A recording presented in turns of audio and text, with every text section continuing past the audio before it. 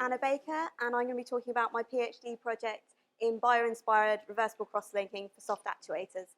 And I've done this work under the supervision of Professor Duncan Wass from chemistry and Dr. Richard Trass from Axis. So I took inspiration from nature for my project, and I took biological systems that use reversible cross-linking using polypeptides and metal cations. An example of this can be found in the sandcastle worm cement that uses polypeptides with post-translated serine to phosphoserine. And when the cement is secreted from the sandcastle worm gland into seawater, it solidifies due to the presence of magnesium and calcium cations in solution. The sandcastle worm then uses this cement to glue together grains of sand to form its home. So in my PhD, I have created a synthetic version that uses this monomer containing a phosphate group in a lightly cross-linked hydrogel. Hydrogels are 3D polymer networks made up of hydrophilic monomers that swell to a large amount in water. So I've investigated the variable cross-linking in these hydrogels by placing them in solutions of metal cation solutions. As you can see, the singly charged cations cause a relatively small deswelling, whereas the tri and the three charged and 4 charged cause a large deswelling, and this is similar to the mass of the dried hydrogel. There doesn't seem to be an effect between where on the periodic table it comes, and it just seems to be a main effect of what their charge is. So as you can see, the transitional metal and the group 2 overlap. So the technique that I've used these results to inform is a technique called Ayano printing. And Ayano printing is a way of printing metal cations onto the surface and near surface of a hydrogel.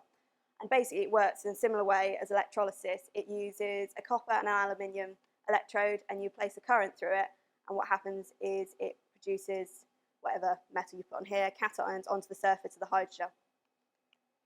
Unlike solution electrolysis, the cations don't diffuse away in solution. They remain at the near surface and are bind to the phosphate groups I talked about earlier, and this causes localized cross-linking. So the video I'm showing now shows a vanadium wire printing onto a hydrogel, and you'll see the curvature is gradually increasing as the cross-linking increases. Hopefully you'll also see the small production of bubbles at the surface. You'll also see, when I move the wire, a dark blue line of vanadium cations. So how does this work? So basically, what happens is the top surface has localized cross-linking and the contraction we saw from the graph earlier, and the bottom surface remains fully swollen, so you get this induced curvature. The gas being produced you saw was hydrogen, and we can use standard electrode potentials to calculate the threshold potentials and the current that we see to calculate the amount of cations produced and the resistance of the hydrogel. So I've used this Ayano printing technique that produces a curvature and a hinge to print a cruciform into a 3D cube, which is the video being shown at the bottom. This cube can then be unfolded, retaining the Ayano printed lines by placing it into a non-polar solvent, such as ethanol, acetone, anything that's less polar than water. You can then refold the cube by placing it back into water. At any point, we can remove the Ayano printed lines by placing the Ayano printed hydrogel into a chelating agent. And the chelating agent simply rips out the metal cations from the hydrogel and removes the cross-linking. So you're able to then reprint the hydrogel into a new shape if you wish so. So in the future, I'll be looking at more complex shapes beyond kind of 3D polygons. So this is one I did this week of folding it into, I've called it an umbrella. It folds up like an umbrella and unfolds like that. So I'll be looking at a much wider range of shapes. I'll also be looking at printing 2 different or lots of different metal cations at the same time and seeing if I can get different response from different levels of cross-linking and different metal binding. I also want to look at printing without the need for a current, so I've named this reaction printing. So if you remove the need for the current, all you need to do is lay the metal onto the surface and you get this effect. Currently, the bulk hydrogel, beyond not containing the phosphate, is just it's unresponsive. But within the world of hydrogels, there are lots of hydrogel monomers that can respond to light, pH, temperature. So it'd be nice to include one of these to extend the response of this hydrogel beyond just placing it in different solvents.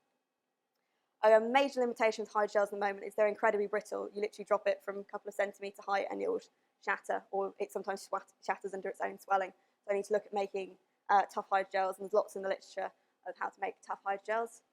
I also want to look at making composite hydrogels and harnessing the anisotropic behaviour you can get from composites to create an even more diverse range of shape changes. So in conclusion, Ayano printing is a way of shape-changing homogeneous hydrogels into 3D complex shapes. The process is both reversible and reprogrammable. So thank you for listening, and I'd like to thank my supervisors, Professor Duncan Wass and Richard Trask, and my research groups from chemistry, the Wass group, and the multifunctional group from Axis. And finally, thank you guys for listening, and any questions, please.